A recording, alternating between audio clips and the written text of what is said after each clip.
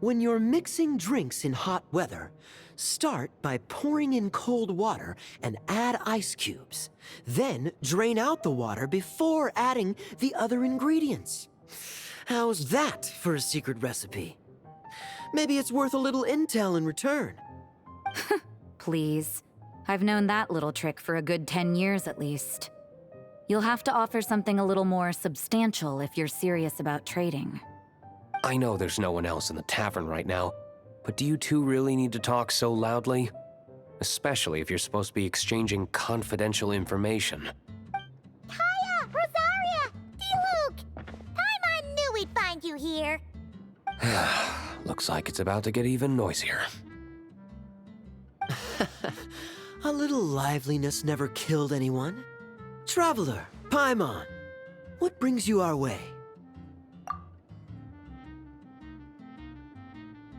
Please allow me to once again express my sincere condolences regarding your late father and the incident with Eric. We make absolutely no excuse for his crimes. I hope you will give some serious consideration to the question I asked you before I left, though I'm sure you're tired of hearing me ask by now. The Knights of Favonius will always welcome you. From the look on your face, I'm guessing the Grand Master is still refusing to drop it? He nags like an old man. It's hardly surprising. Huh? Drop what? What's this about? Nothing, really. Before leaving on the expedition, Varka came here to chat with me over a drink. I failed to avoid him. He, asked me if I'd consider rejoining the Knights of Favonius, and I declined. He expressed his regret about everything that happened, and asked me to reconsider. That's all there is to it. Yeah, right! Sounds like you skipped a lot of details. There's clearly more to it. Whatever details I chose to omit are in the past. Dragging them back up now serves no purpose. You say that now, but back then, you couldn't let it go. You and the Knights of Favonius were constantly at odds. I wasn't seeing the full picture. I've had a lot of time to reflect since then. But my answer remains unchanged. I'm not rejoining the Knights of Favonius. Both the Grandmaster and the acting Grandmaster are too upright and honorable. I can't see the shadows that lurk beneath them due to the size of the organization they lead. They need someone on the outside to keep watch vigilantly. If I had a Mora for every time I've heard you repeat that argument. I actually don't disagree with the first part of what you said, but don't you think someone can keep tabs on things from the inside? When you join an organization, you're bound by its rules, no matter how free it may seem on the surface. You think so? Never mind the Knights. Have you honestly ever been bound by the rules of the Church? Good question. Have you considered that maybe that's why I chose to join the Church and not the Knights to begin with? Are they arguing or not? It's kind of hard to tell. Oh, kind of like the contingencies Jean was talking about. The more ways they have to protect their home, the better. Huh? Traveler?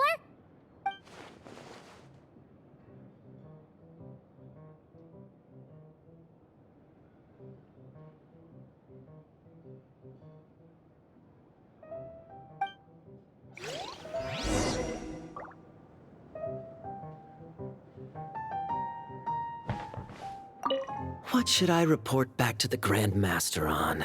Let me think. Public order inside the city? Monster activity in the wild? Oh, and a review of the latest vintages. I think I'll leave it at that.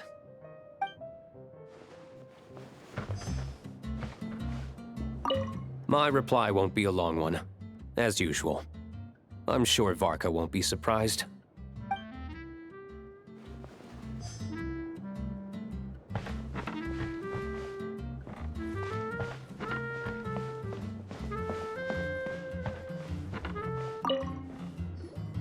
If you hadn't had to deliver that guy's mail, you wouldn't have been subjected to all this tedious arguing. When I write back, I'll tell him to quit making trouble for other people. It's no trouble. Lowen did most of the work. We just volunteered to do the last leg of the journey. Mostly so we could come say hello. So you see what's really going on here? All three of us fell for that old rascal's scheme far too readily. Huh? Scheme? What do you mean? Was Varka lying in his letters then? No. While I'm sure Varka knows full well that Diluc would never agree to rejoin the Knights, I believe the sentiments he expressed were genuine, as was his offer to welcome Diluc back. There are people like Kaya and I, and then there are those who are true champions of justice to the core. Those people are the most susceptible to being driven to extremes by great upheaval. It's happened in Mondstadt before. Not only that, but it happened to a Knight of Boreas. That'll really hit home for Varka. And that's why his nagging is even more persistent than usual. Yeah. So no one's told you this before? The lineage of the Knights of Boreas had nearly been extinguished twice in history. The first was at its inception. The second was the case I was alluding to. Oh! Wasn't Jean telling us about this? Wait. And then we got caught up talking about the expedition, and we never got around to the second time. I happened to hear about it from Varka once when he was drinking and started yammering on. The second crisis in the Knights of Boreas lineage. It was 500 years ago. Although the Knights of Boreas are meant to be intermediaries between humans and wolves, in practice, very few of them have been truly recognized by Lupus Boreas over the past millennium. Of those who have, the best known are the first Knight of Boreas, Ravenwood, the wolf pup Rostam, and Varka himself. But 500 years ago, there was one who earned the respect of Boreas even before gaining the title. He was a disciple of Rostam. They thought he would become the mightiest Knight of Boreas who ever lived. He was the perfect knight. Righteous, principled. His name was Roland, the Bloodstained Knight. Yikes! Bloodstained Knight? That sounds a little ominous. Well, apparently his original title was the White Knight. But he lost countless comrades during the Abyssal Calamity 500 years ago, including his tutor and mentor, Rostam. The endless bloodshed stained his sword and armor a crimson as deep as black, transforming the White Knight into the Bloodstained Knight. After that, he threw himself completely into battling monsters, leaving Mondstadt and the Knights of Favonius behind. To this day, no one knows his final whereabouts. It's hard to say whether the loss of an important figure in his life is what drove him to the point of obsession, or whether he was already too far gone to save.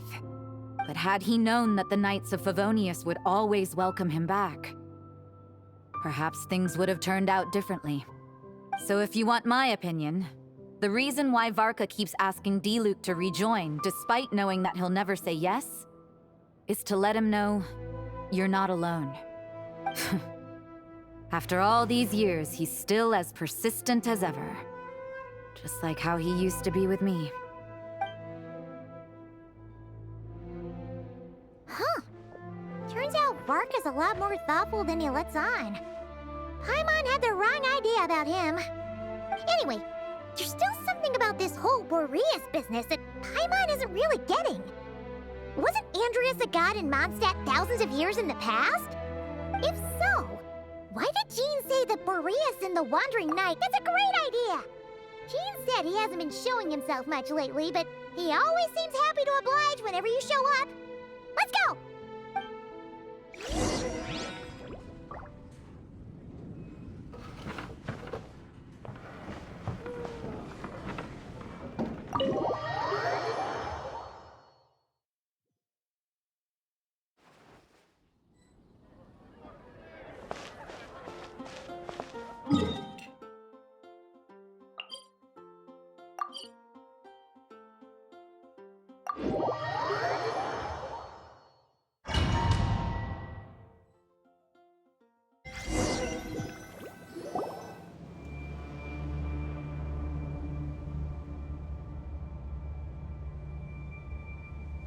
What's going on here? Was Wolfendom always like this? Paimon has a bad feeling about this. The Wild Hunt? What are they doing here? Watch out!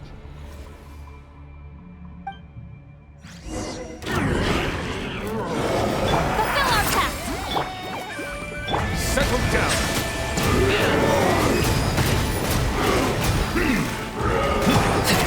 Transfix!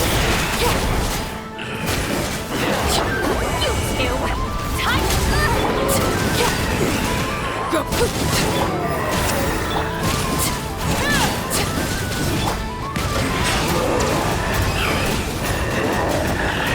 Let the mighty be humble!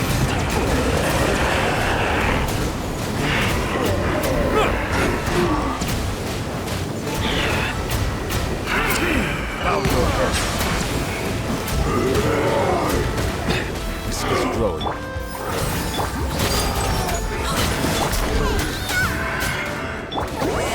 Suffer the wrath of Eastling!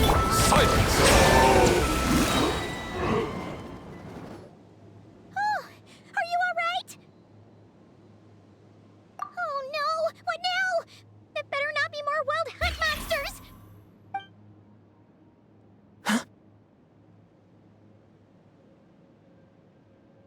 Phew.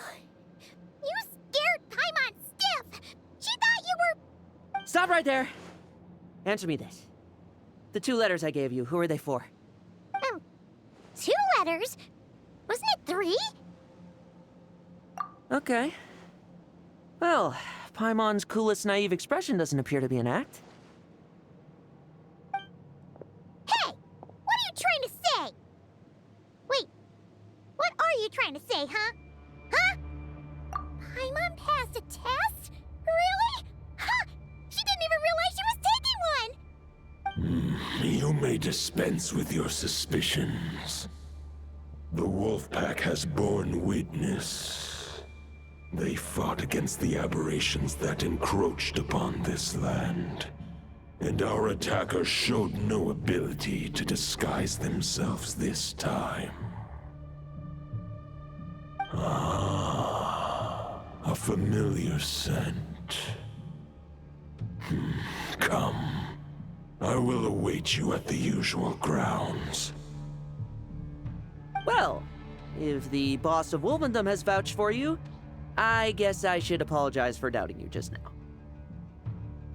Sure was.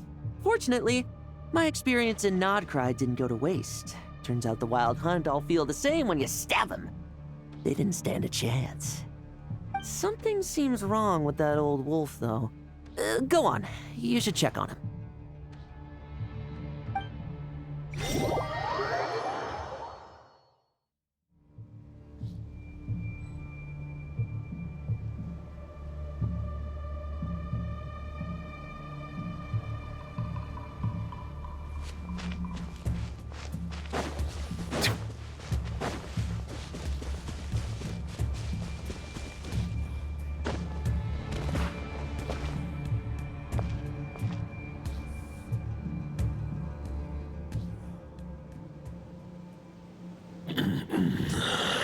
Lupus Boreas, not injured.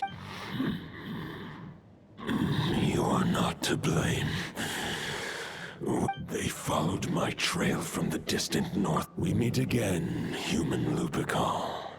So, are you saying that the Wild Hunt we just got attacked by came all the way from Nodcry to Mondstadt? How is that even possible? As you know, I stand before you as an incomplete being. I am but one remnant of the god Andreas' soul. The source of this turmoil. I can sense it. It lies in the north. It is the part of me that remains in Nodcry, from whence I came. Huh? Now Paimon's even more confused. How can you be in 2 places at once? For many gods, housing a part of their soul within an object is no difficult feat. But those who can perform such delicate partitions as this are rare, even among the gods.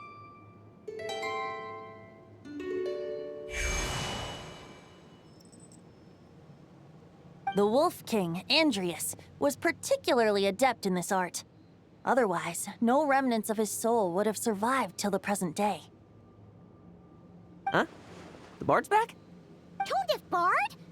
What are you doing here? Maybe the god of Anemo guided me here.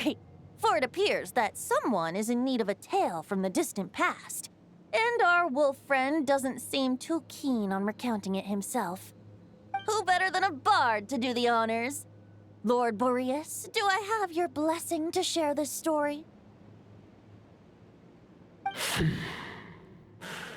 As you wish.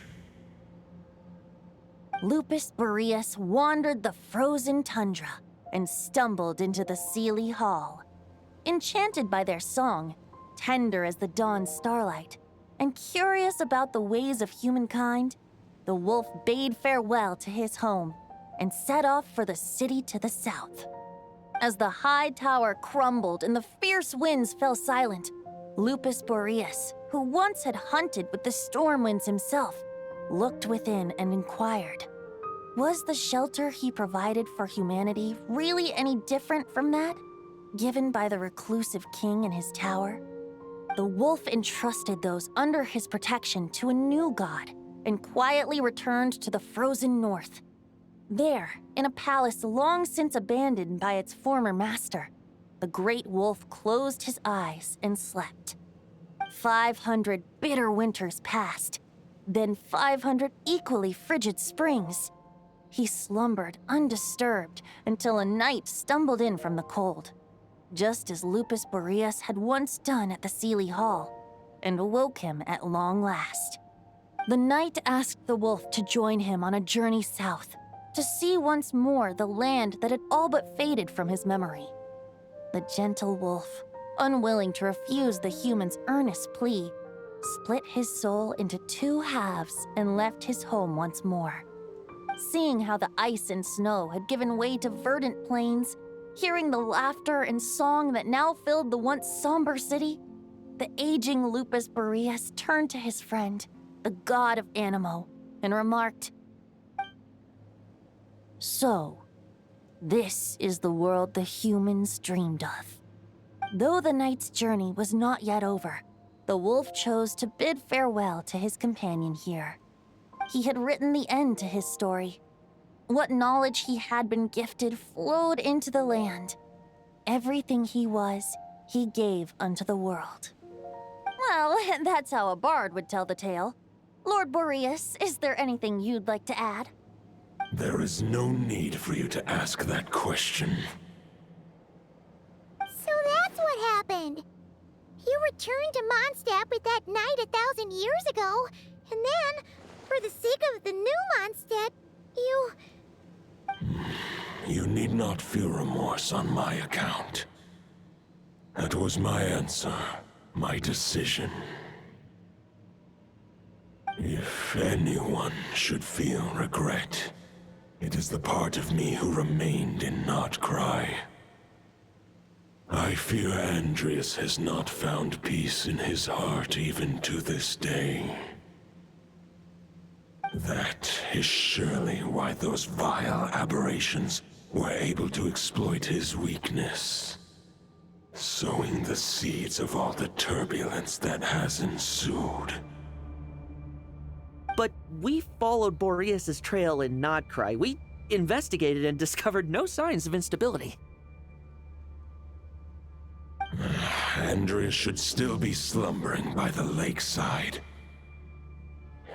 Perhaps all the recent turmoil in Notcry has had unforeseen consequences. And there's more. I detect another familiar scent from across the ley lines. A scent that reeks of blood.